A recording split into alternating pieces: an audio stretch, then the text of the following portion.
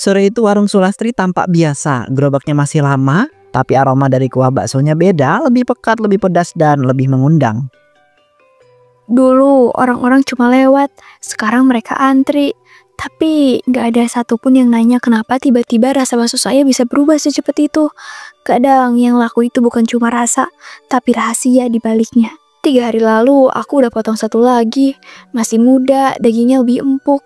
Katanya makin gampang dicampur. Tapi kok bau amisnya susah hilang ya? Padahal ini udah direbus 3 kali. Lastri, aku 2 ya. Satu pedas banget, satunya biasa. Tapi beneran deh, kuah kamu itu makin hari makin dalam. Ada rasa yang susah buat dijelasin, tapi bikin pengen balik terus. Kadang rasa itu muncul dari sesuatu yang gak semua orang mau sentuh, Bu. Tapi buat saya, selama bisa bikin pelanggan balik, ya saya terusin. Lagian, siapa juga yang bakal tahu? Aku liatin aja dulu ya. Soalnya kemarin perutku itu sempat aneh setelah makan yang super pedes itu. Tapi anehnya rasanya nagih, kayak pedesnya nyangkut di kepala, bukan cuma di lidah. Kalau rasa itu nyangkut di kepala, berarti tubuhmu masih inget, Bur. Itu tandanya kamu gak cuma makan pakai mulut, tapi juga perasaan. Tapi ya, perasaan kadang bisa salah kan?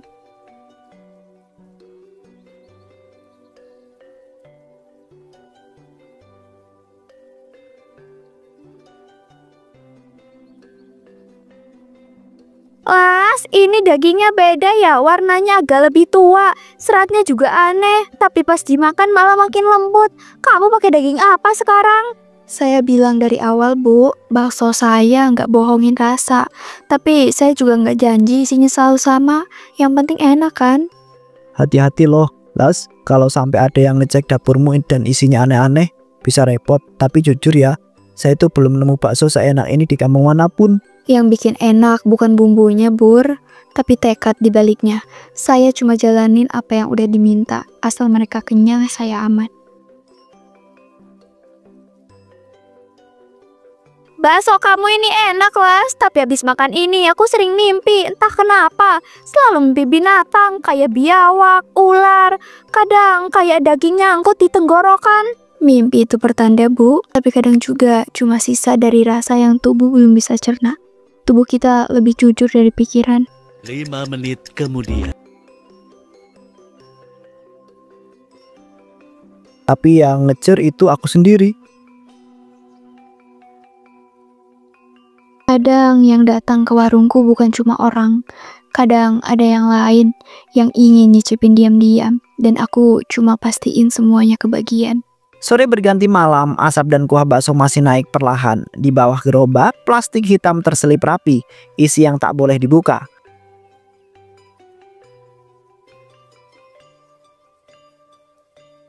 Warung Sulastri buka lebih lambat dari biasa, tapi pembeli tetap datang. Mereka bilang rasa baksonya bikin ketagihan. Tapi sore itu, satu persatu mulai merasa ada yang aneh dengan tubuh mereka. Aku udah masak seperti biasa, takaran sambal masih sama, daging juga baru. Tapi tadi pagi mimpi itu datang lagi. Aku lari di hutan dan ada suara yang bilang kalau waktuku udah habis.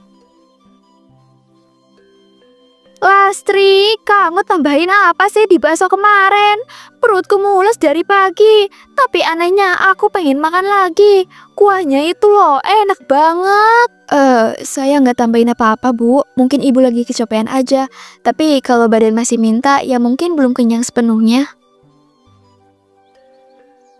Tadi malam saya itu mimpi dapurmu penuh darah, Las. Panci meledak dan kamu itu berdiri di tengah-tengahnya. Tapi wajahmu bukan wajahmu. Saya kebangun sambil teriak. Bur, mimpi itu kadang bukan sekedar bunga tidur. Mungkin tubuhmu udah mulai tahu sesuatu yang pikiranmu belum ngerti. Tapi saya cuma jualan kok, nggak lebih. Lastri, aku dengar-dengar katanya kamu sekarang pakai daging dari sumber yang nggak biasa. Ada yang bilang kamu nyimpen bungkusan hitam di dapur. Kamu tuh sebenarnya pakai apa sih? Saya nggak pernah bilang ini daging sapi, Bu. Tapi saya juga nggak pernah bilang kalau ini bukan. Saya masak buat orang lapar, bukan buat orang yang pengen tahu lebih dalam. Tapi kalau gara-gara makan ini kami semua ngerasa aneh, kamu gak takut, Las? Gak takut apa yang kamu kasih mulai balik ke kamu? Setiap mangkuk mempunyai harga. Saya udah siap dari awal. Tapi yang bikin saya takut kalau mereka yang saya beri makan belum puas dan terus minta hal-hal lain. Aku ngerasa diawasi lah sejak makan kemarin.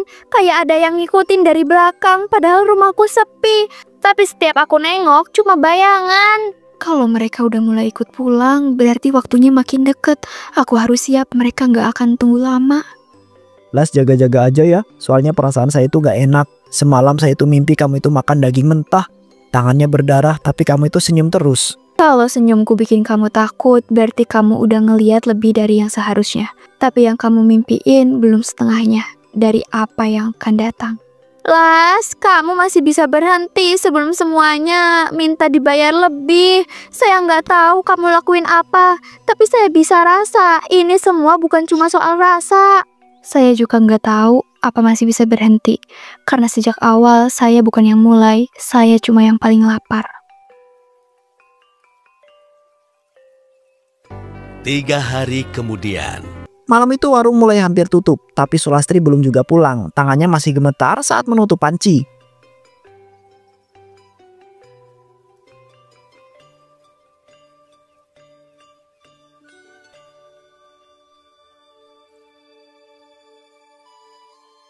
Las, tolong, Bu Komariah tumbang. Dia pingsan tiba-tiba di rumahnya. Badannya panas tapi dingin. Bibirnya pecah-pecah. Katanya tadi mimpi dicekik biawak. Astagfirullah, aku baru aja ketemu tadi sore. Dia bilang ngerasa diikutin, tapi aku kira cuma perasaan. Kamu yakin ini karena baksoku? Aku gak tahu, tapi aku itu juga mimpi aneh semalam. Ada yang menarik kakiku dari bawah tempat tidur. Pas aku bangun kakinya jadi dingin. Aku takut, Las, ini bukan mimpi biasa. 3 tumbal katanya cukup untuk 3 bulan. Tapi ini kan baru 2. Jangan bilang mereka mulai minta sendiri. Las, sama aku. Kamu itu dagang biasa atau kamu itu pakai cara lain? Soalnya rasa bakso kamu itu bukan cuma enak, tapi kayak ngasih pengaruh ke kepala. Aku nggak minta ini terjadi, tapi waktu aku sepi, waktu aku lapar, waktu nggak ada orang yang nolong, ada suara yang datang. Katanya kalau aku berani, daganganku nggak akan sepi lagi. Dan kamu itu nurut. Kamu itu kasih apa ke mereka? Kamu tahu yang minta bukan manusia kan? Aku kira cuma daging, tapi makin lama rasanya mereka minta lebih. Komaria cuma makan 1 mangkok, tapi mungkin dia yang paling peka. Dia bisa ngerasain siapa yang ngintip di balik asap. Kamu harus berhenti, Las. Malam ini juga, sebelum semua yang makan bakso kamu itu ikut jatuh satu persatu. Ini bukan urusan tentang dagang lagi, Ras. Aku mau berhenti, Bur, tapi setiap kali aku coba, uap dari panci itu nggak hilang. Dan mereka mulai datang bahkan sebelum warungku buka. Berhenti, Las, atau kamu sendiri yang bakal ditelan. Yang kamu suapin selama ini bukan cuma pembeli, tapi iblis yang kamu panggil sendiri. Mungkin aku memang pantas ditelan, tapi yang mereka bawa bukan cuma neraka. Mereka bawa ketenaran, duit, dan rasa yang semua orang cari. Aku nggak tahu aku siap kehilangan itu atau belum.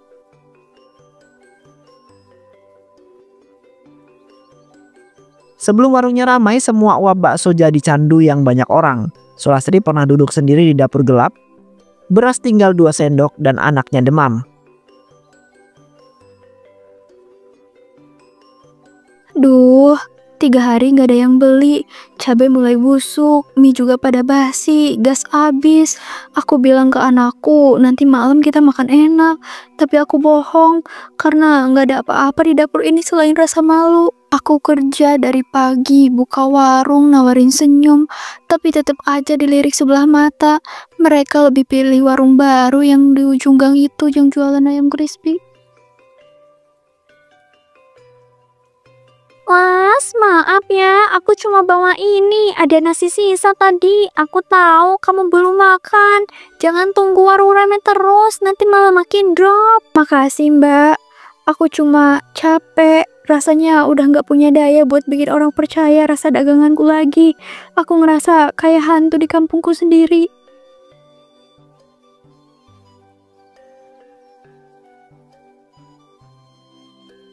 Kalau kamu butuh bantuan, bilang aja. Tapi aku pernah dengar, Rolas, ada cara lain biar dagangannya dilirik. Bukan aku yang saranin, tapi katanya asal berani bakalan laku terus. Cara lain? Maksudnya apa, Mbak? Jangan main-main deh, aku lagi gak kuat diajak bercanda. Ada tukang daging di pasar, katanya dia punya langganan khusus. Daging yang gak semua orang jual, gak haram, gak najis, tapi ya asalnya bukan dari hewan yang biasa orang makan. Maksudnya daging apa, Mbak? Daging biawak atau hewan-hewan liar lain.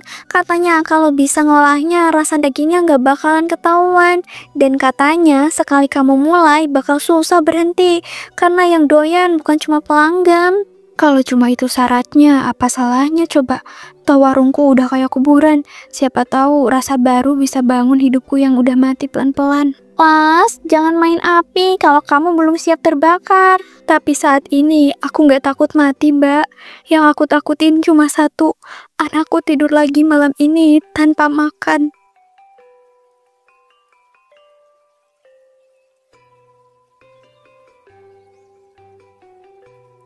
Satu minggu setelah malam lapar itu, Sulastri benar-benar melangkah, bukan ke pasar utama tapi ke gang sempit belakang. Permisi, Pak. Saya disuruh ke sini. Katanya kalau saya butuh bahan yang beda bisa cari Pak Gino.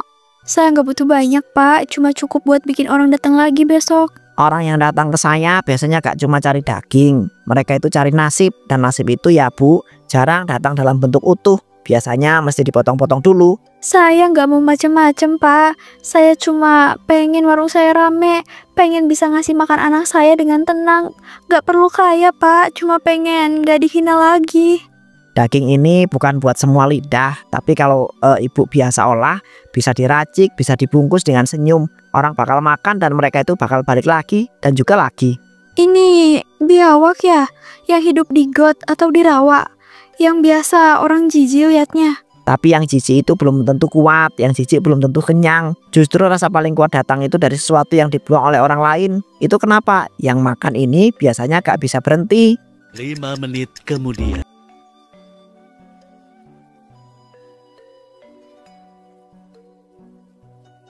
Apa ini termasuk pesugihan, Pak? Itu cuma sebutan orang.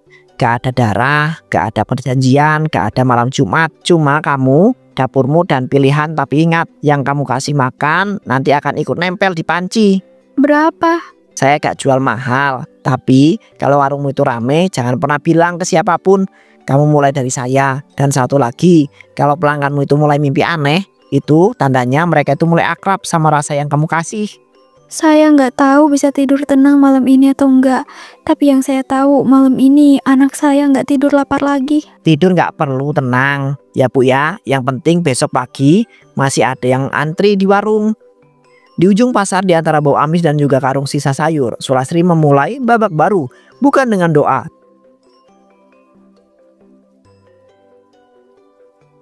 Setelah warung tutup, dapur Sulastri bukan lagi tempat masak, tapi tempat gelisah tinggal diam-diam.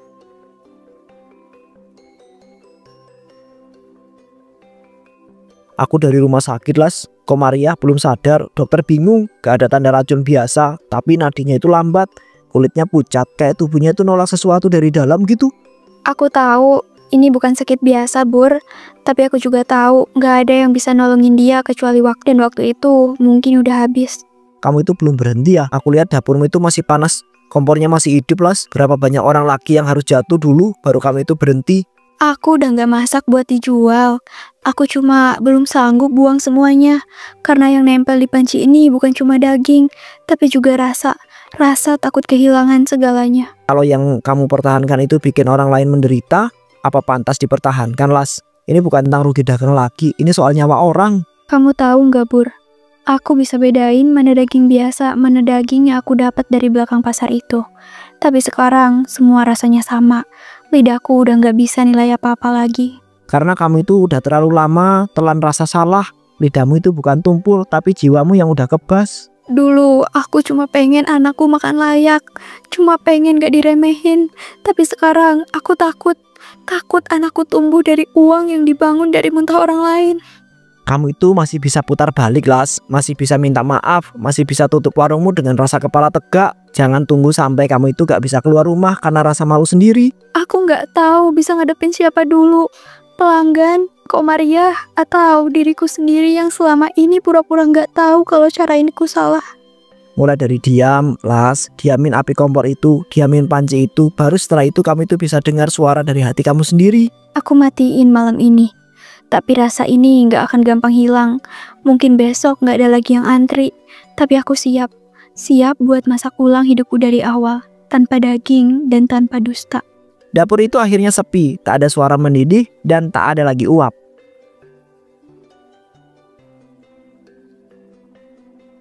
Malam itu Sulastri berjalan sendiri ke rumah Komariah.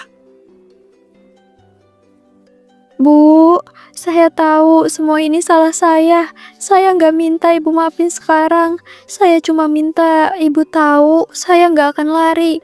Saya datang bawa bubur, Bu, bukan bakso. Ini bukan dagangan. Aku nggak bisa rasain apa-apa lagi, Las. Makan bubur sama aja kayak telan air. Tapi yang paling nyesek bukan itu. Yang paling nyesek, aku percaya sama kamu. Saya juga kecewa sama diri saya sendiri, Bu. Tapi tolong, jangan biarkan saya hidup dengan rasa bersalah tanpa arah. Kalau kamu mau sembuh, jangan datang ke saya. Datang ke semua orang yang udah kamu bikin muak. Dan kalau bisa, maafin diri kamu dulu.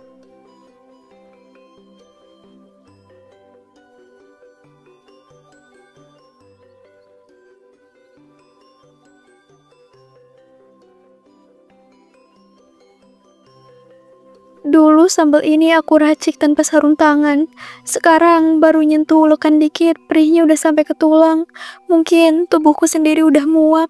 Tanganmu kenapa, Las? Luka gitu? Kamu gak periksa ke klinik apa? Buat apa, Bur? Ini bukan luka biasa. Ini cara tubuhku marah balik. Selama ini aku kasih racun ke orang lain. Sekarang mungkin racunnya mulai balik ke aku. Besok pagi warga rencananya kumpul. Ada yang mau laporkan kamu ke RT. Kalau kamu itu bisa, ngomonglah baik-baik, jangan lari. Aku nggak lari. Aku cuma nggak tahu lagi harus berdiri di mana. Aku dulu berdiri di balik panci. Sekarang bahkan panci pun nggak mau aku sentuh.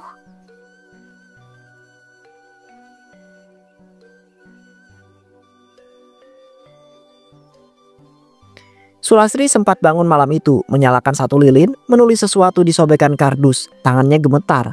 Mungkin ia ingin minta maaf, mungkin ia ingin hidup, tapi waktu tak menunggu niat. Bu Komariah, maafkan saya. Saya bodoh, saya egois. Saya pikir rasa lapar bisa dimenangkan dengan kebohongan. Tapi sekarang saya bahkan gak bisa telan air tanpa takut mati. Dan anakku, kalau kamu baca ini suatu hari nanti, jangan bangga sama bakso ibu. Karena yang ibu jual bukan rasa, tapi sisa dari keputusan yang salah. Maafkan ibu ya, Nak. Ini bakso terakhir yang aku buat. Gak ada sambal, gak ada bumbu ajaib. Cuma kaldu yang datang dari daging yang jujur. Tapi entah kenapa lidahku gak bisa rasain apa-apa. Tanganku udah gak bisa pegang apa-apa lagi. Ulekan ini lebih berat dari yang dulu. Atau mungkin karena dosa yang numpuk di baliknya.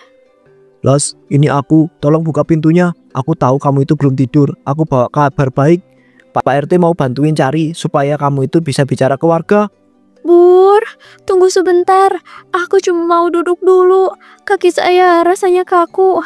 Napas juga sempat. Tapi aku dengar kok. Aku dengar kamu. Las, kamu gak apa-apa kan, Las? Buka pintunya sekarang. Aku tahu kamu itu bisa dengar aku, Las. Ampuni aku ya Allah.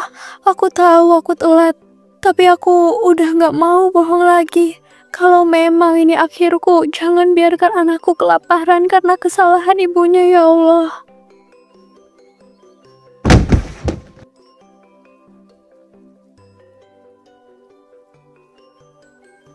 Las, aku masuk ya. Maaf, aku gak bisa tunggu lagi.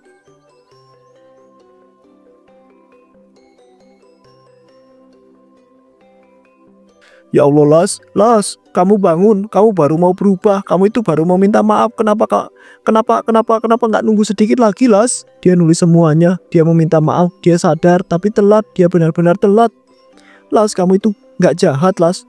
Tapi kamu itu kelamaan diem, kamu itu kelamaan percaya semua itu bisa beres sendiri dan sekarang gak ada satupun yang bisa benerin ini semua. Sulastri tak sempat bicara ke para warga, tak sempat peluk anaknya, tak sempat mengucap maaf langsung ke mereka yang dia lukai. Tapi di sisa uap terakhir dari dapurnya ada doa yang tak pernah terdengar. Dan kadang dosa bukan soal niat, tapi soal waktu yang datang lebih cepat dari kesadaran.